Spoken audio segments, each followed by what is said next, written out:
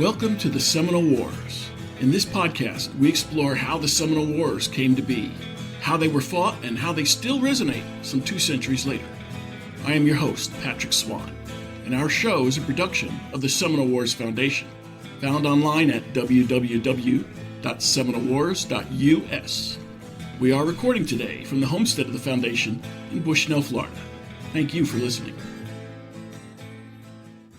Ishte, Iskango, Dawa Tuscanoogie, Miko Tuscanoogie, Seminole. Hello, how are you? My name is Gunpowder Warrior, Chief Warrior for the Seminole Nation. Ground you're on, most people know today is Bushnell, Florida. Prior to that, it was called Massacre, Florida, because this is where Dade's men were massacred. According to United States newspapers, our people called it a victory, but then we didn't write the history. We made it. Hello and welcome. That was Gunpowder Warrior. Gunpowder Warrior spoke with me along the Memorial Trail at the Dade Battlefield Park in Bushnell, Florida. We engaged in a short colloquy about the reason for the battle, Seminole perceptions during the battle, and what became of the Seminole after their victory. Visiting groups on military staff rides, for instance, often encounter Gunpowder Warrior as they trek along the hallowed ground that we call the Dade Battlefield Trail. He stands as a stark reminder that there was another side to the battle, a side different from that of the soldiers who fought and perished here. I was aided in our discussion by translator Steve Creamer. Steve has portrayed Seminole at various events and venues around Florida for many decades. When Gunpowder Warrior and I completed our talk, Steve Creamer stayed behind to discuss how he portrays the Seminole fighter, how he has also portrayed a Missouri volunteer militiaman, and what the public can learn from witnessing battle reenactments and engaging with the reenactors, such as Steve, who portray Seminole and Soldier at Florida parks. For now, though, I return to my discussion with Gunpowder Warrior. Gunpowder Warrior, what happened at this battle, and why? December of 1835, Major Dade comes up out of Fort Brooke, present-day Tampa, with a column of 108 men on the Wilderness Road. He's on his way to Fort King, present-day Ocala, to reinforce the fort there, to help put down the Seminole, which had rose up fight the United States for their homeland. When they reach that point, they are attacked by Micanopy, Alligator, and Jumper, and Seminoles. They are ambushed. In that ambush, the Canopy rises up and shoots Major Dade out of the saddle, who had just previously stated to the men that no, they couldn't put their long arms on the wagon because it wouldn't be very soldierly. And these men have got them slung underneath their greatcoats because it's a damp, cold, misty morning, which means when they're attacked, they've got to take off their greatcoat, unsling their arms, charge them before they're ready to fire. By the time that occurs, 50% Dade's column is on the ground, dead or dying. The front guard reacts and they fall back to a point where they start constructing what we call the pig pen. That was their first cover. The initial idea was when we attacked them, and we'd been following them ever since they left Fort Brooke, they thought they were pretty well safe because they hadn't been attacked at a water crossing, which tactically would have been the best thing for us. But if we don't attack soon, and we were waiting for Osceola to join us, which never happened, we'll lose the advantage of surprise. The battle doesn't take long to become over. At the conclusion of the battle, there are 3 survivors, one of which is Pachinko, which is the black guide and slave. He's not killed because we did not see him as a combatant, and he tends to fade into history after that. Ransom Clark and one other member, one of the musicians that was with the column, are on their way back to Fort Brooke. They're both severely wounded. The musician gets shot by a lone warrior on horseback. Ransom Clark figures he's next, but the Seminole turns and rides away. Dade's command is first learned of and its demise when Ransom Clark makes it all the way back to Fort Brooke and lets them know there that Dade's command is wiped out.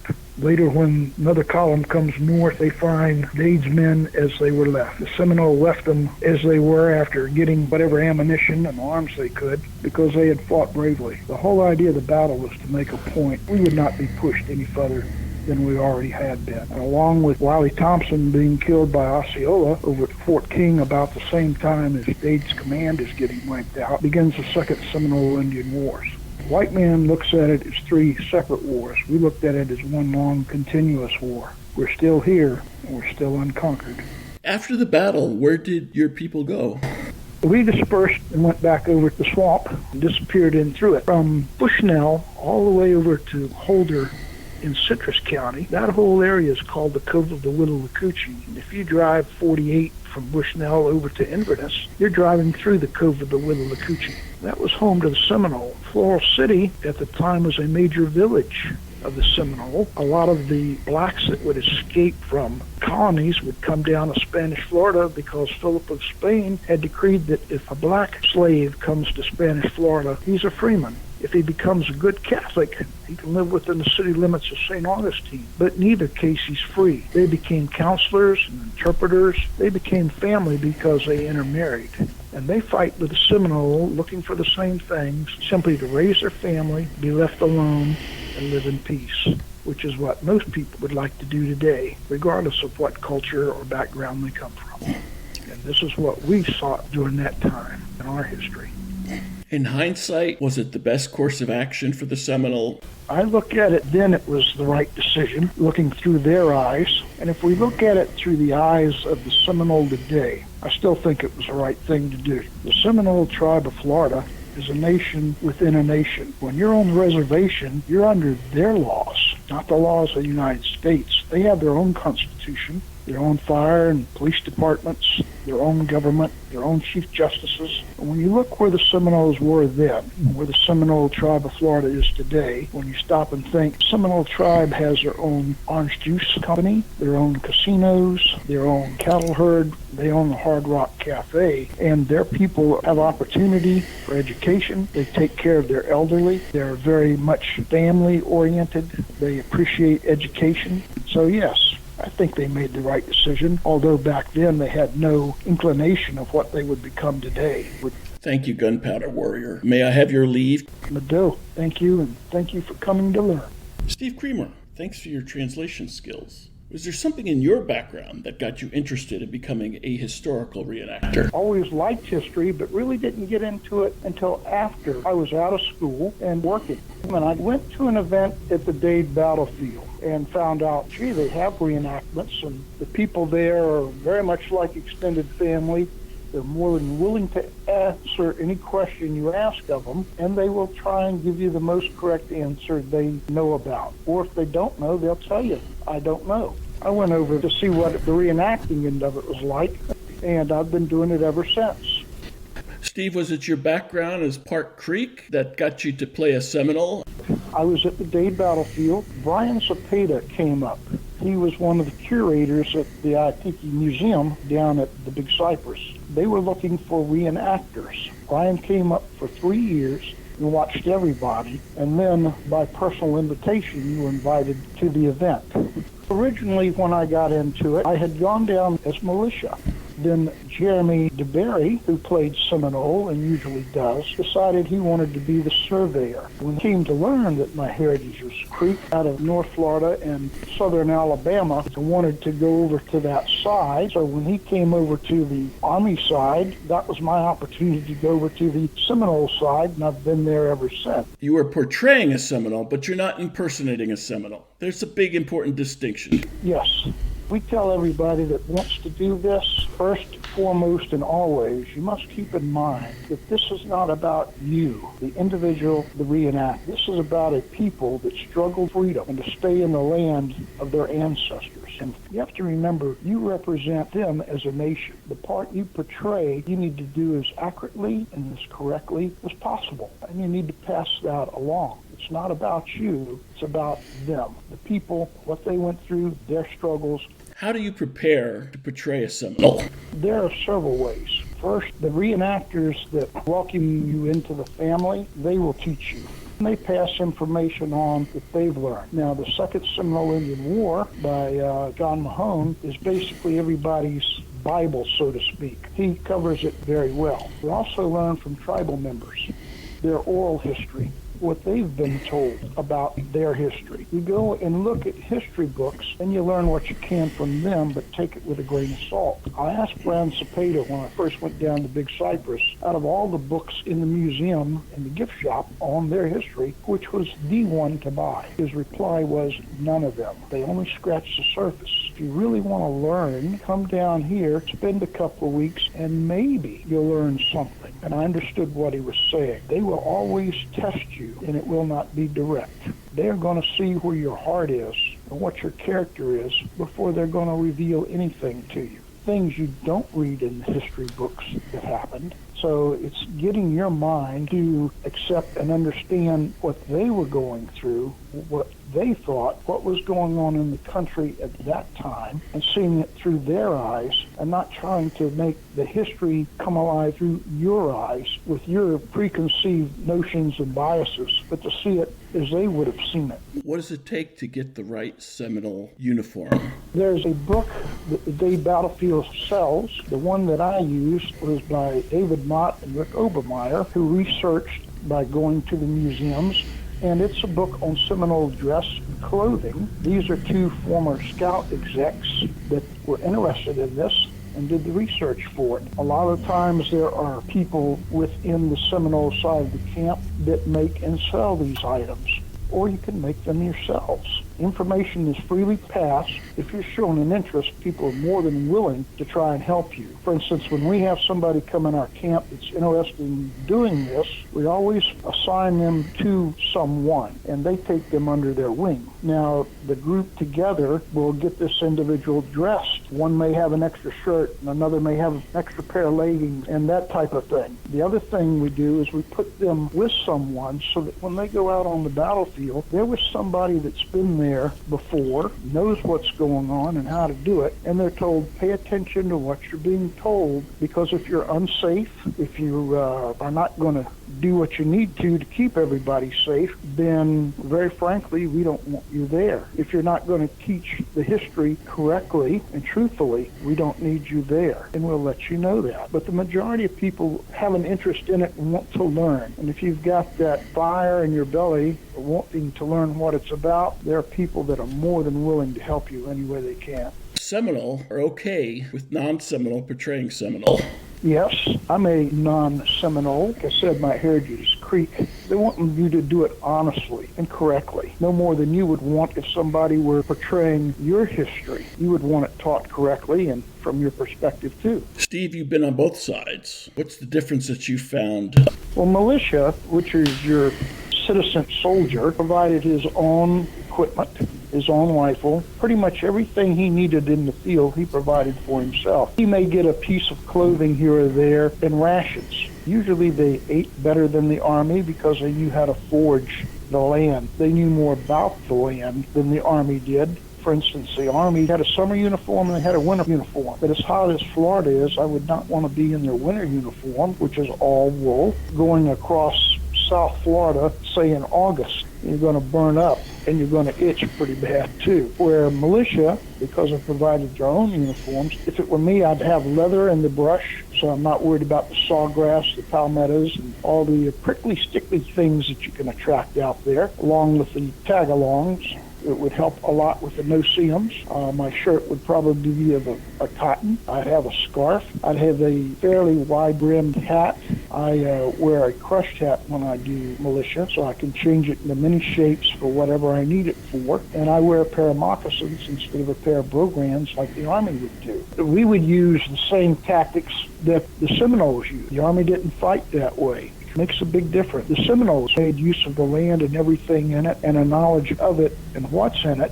Today that's called asymmetrical warfare. And when the Joint Task Force College send down officers to study the battlefield, this is exactly what we teach them. And we teach them how the Seminoles used the land and the knowledge of it and everything in it to defeat our enemy, something they had a lack of knowledge thereof. When Dade's command comes up to the point where they're attacked, they're all lining up in what we today would call in the panoramic file. They're all in a nice straight line, firing on command. They're not taking any cover until they build what we called the pig pen, and just logs cut and laid in a triangular fashion to have some cover behind. They're fighting as they were ordered to fight. The Army is not used to the swamps. They're not used to the Seminole tactics, which is guerrilla warfare, hit them hard, and then fade into the background and let the environment take care of them. There are no maps of Florida other than on the perimeter. And until the Army starts requiring each fort that gets established across the land to map their particular area, and they put them all together later for the Corps of Engineers and come up with first map of Florida. Even it is not correct because Okeechobee is not on it. Okeechobee is the largest water body in the state, but they're not aware of it at the time. And later, when all these are put together, you come up with the first map of Florida with a map of the interior, which they don't have at the time they first began. Compare weapons that the Seminole had versus the weapons that either the Army or the militia had. The Army was issued a flintlock, anywhere from 69 to 75 caliber. Then you loaded it from the muzzle. All the guns were muzzle loading at the time. Seminole used whatever they could get, whether it be flintlock or percussion. Later in the war, there were asked for and received caps and caplocks, which is a more efficient firing system, but it's still a muzzle-loading rifle. There are records showing they asked for and received it from the U.S. government. The government's idea that if we only give them so many caps, then the gun is useless. But they forgot that the Seminole traded the Spanish.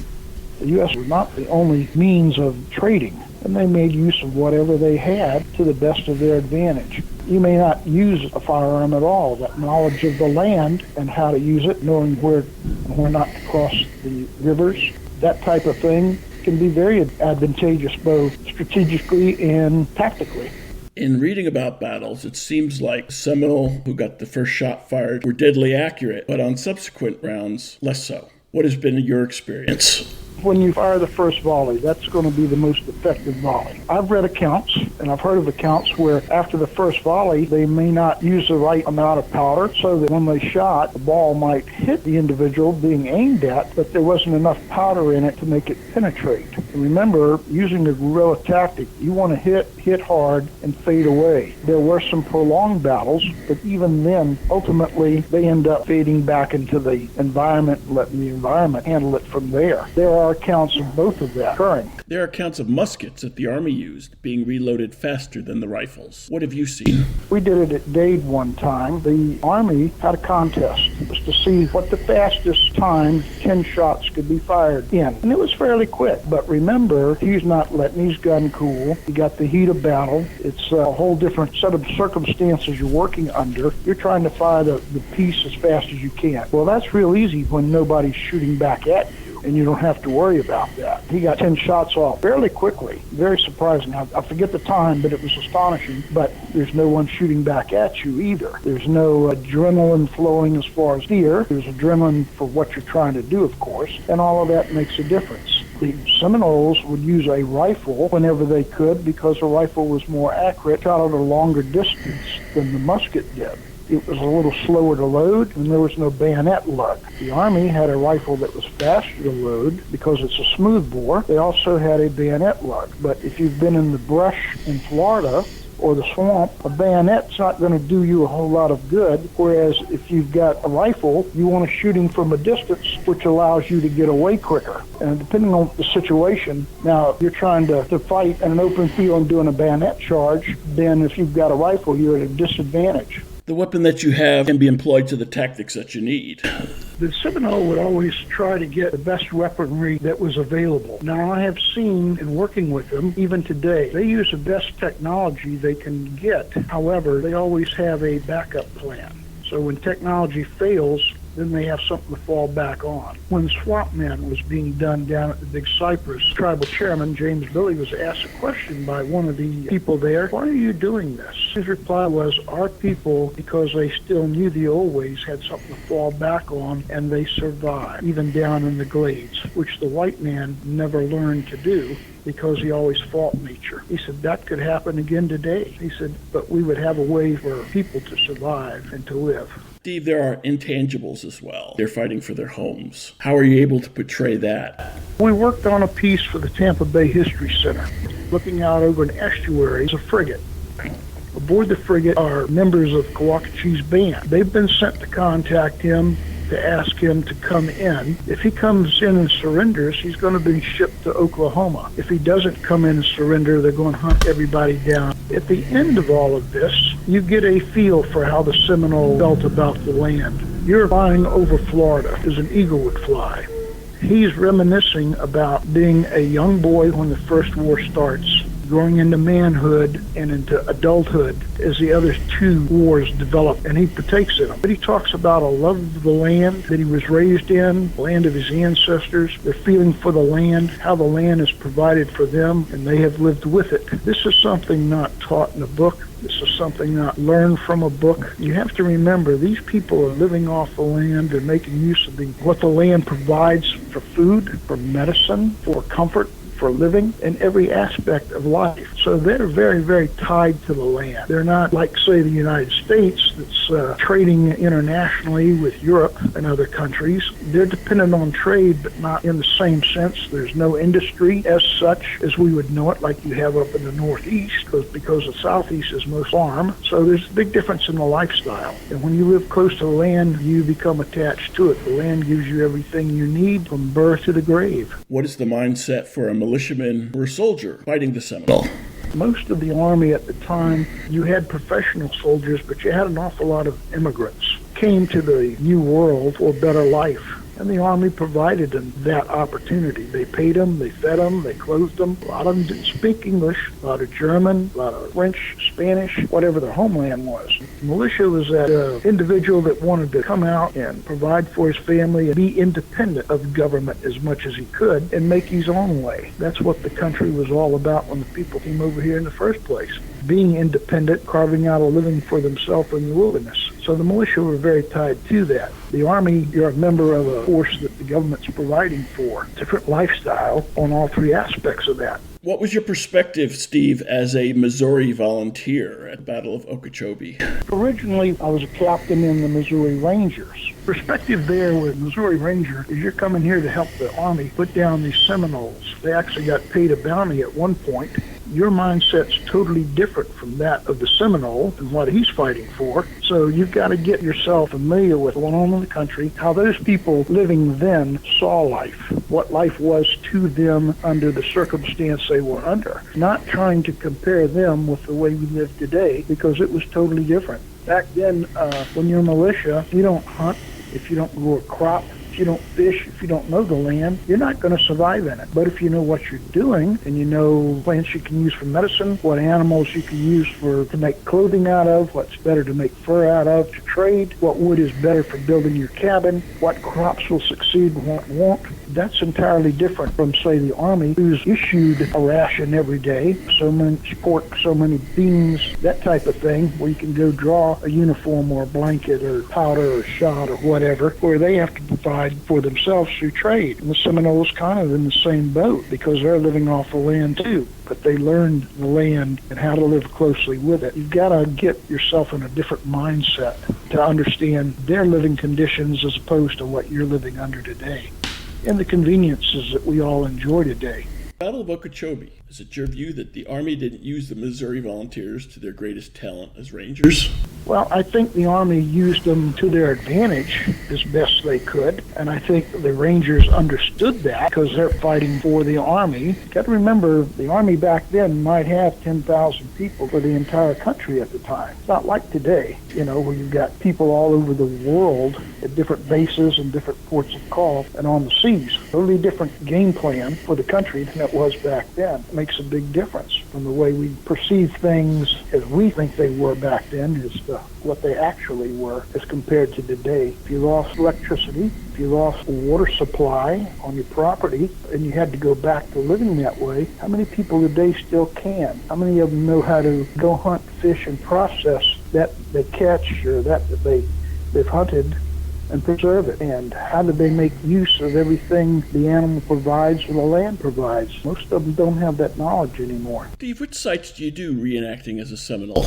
I start with Fort King. They do a reenactment of Osceola's killing of Wiley Thompson over there, and they make a point to let you know that this is not an actual battle. The killing of Wiley Thompson and the traitor and his son, the young man, did take place, but they do a skirmish to give the people an idea of what a battle might have looked like, and they make the distinction between the two. do it at Dade. Then I do Fort Christmas, which is a history program with Jimmy Sawgrass. And then there's Fort Cooper, Fort Foster, and down with the Seminole tribe of Florida when they have the shootout event that they do. I'm the battle and safety coordinator for that. There's Waxahachie and Alafia River Rendezvous. That's over in Jupiter, which is anything prior to 1840. You choose a lifestyle and a personification that you want to portray, and that's how you live and do for the 10 days you're there. Come to a reenactment and just go talk to the different camps, because most of the people in them have got a passion for history. Most of them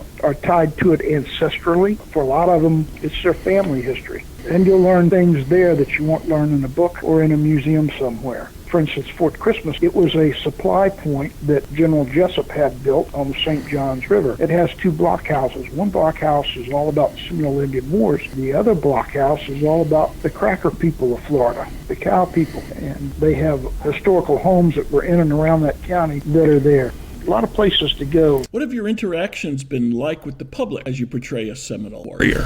Public has been very receptive to what's been taught. They appreciate being able to see it, to learn about it. A lot of them have heard about it but never seen it. We were at Dade one year where one woman came all the way across the state to see it. The battlefield over there also does World War II days, because that's part of the battlefield's history. During the Second World War, they were developing a very secretive thing called radar there. So it's not something that a lot of people are aware of. That's why I say there's a lot of history in Florida if you go look at it. People forget that Florida flew under 5 flags: Spanish, English, Confederate, American, and French.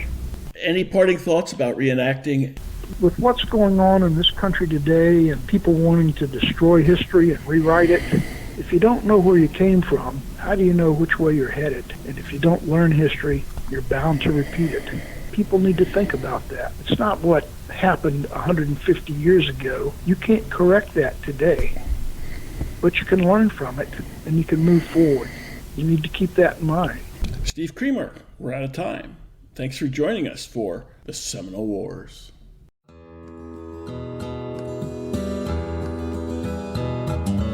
If you enjoyed this show, please take a moment to like us on Facebook at Seminole Wars Foundation. Leave a review on iTunes or your favorite podcast provider. Your reviews and comments help new listeners discover us and help us keep the show going. Visit our website at www.seminolewars.us for blogs, articles, news, books, events, membership information, and how to subscribe to this podcast. We'll be back soon with a new episode of the Seminole Wars Podcast. The Seminole Wars Foundation is a 501c3 nonprofit organization dedicated to preservation, education, and publication of Seminole Wars history throughout the state of Florida. This podcast is copyrighted the Seminole Wars Foundation 2021. All rights reserved. Front bumper music, The Devil's Garden, Roast 'em, provided by kind permission of Reedy Youngman. Back bumper music, Second Seminole Win, by Jed Merrim and Ricky Pittman, courtesy of Ricky Pittman. All rights reserved.